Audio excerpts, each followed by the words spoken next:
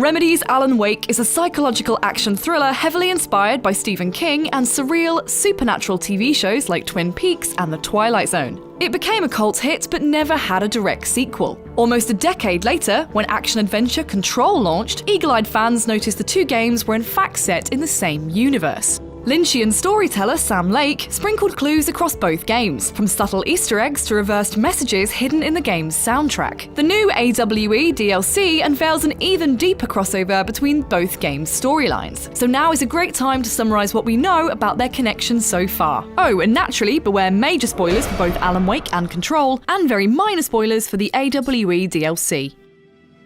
My name is Alan Wake.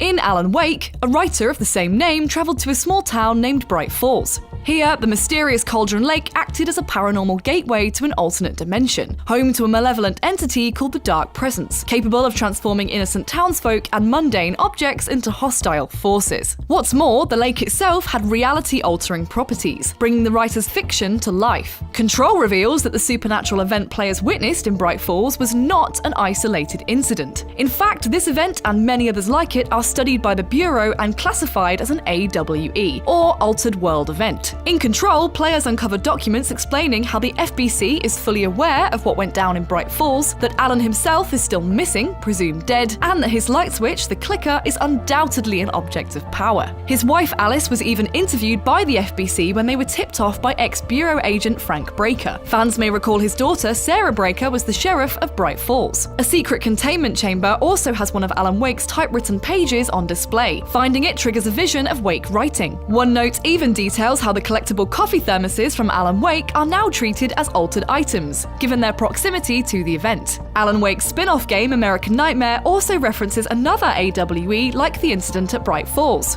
The song Balance Slays the Demon featured on the soundtrack has a hidden backwards message. When reversed, it says, "It will happen again, in another town, a town called Ordinary." We now know this is the AWE that occurred in the ironically named hometown of Control's protagonist, Jesse. As both Alan and Jesse have experienced one of many AWEs occurring across the world, it seems the supernatural forces seen in Alan Wake are much more vast than we originally believed. As Alan himself says, It's not a lake. It's an ocean. Control introduces the term para-utilitarians, gifted individuals capable of using paranatural abilities, often by binding themselves to objects of power.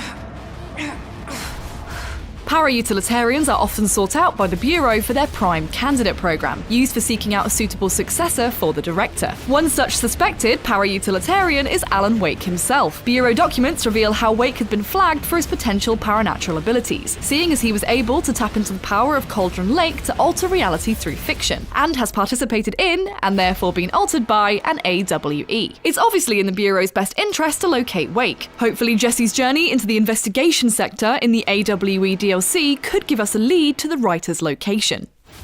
Some crimes are impossible to punish, especially in Night Springs.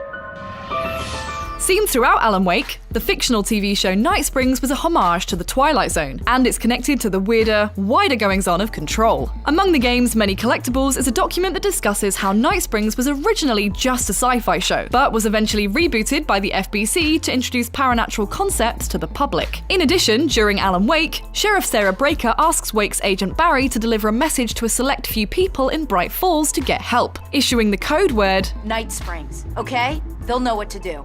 Perhaps this emergency response code word is what tipped off the FBC that Bright Falls was experiencing an altered world event.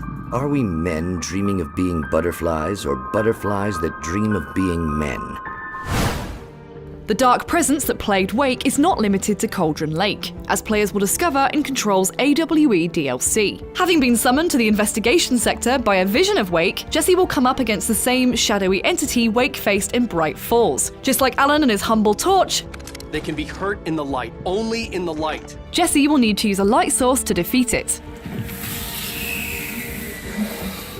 Even Christmas lights can be useful in the fight against darkness. What are the Christmas lights for? Protection, man! Like garlic against vampires? More unseen horror and unimaginable mysteries are waiting in the investigation sector in the AWE DLC. For more on Control, stick with IGN.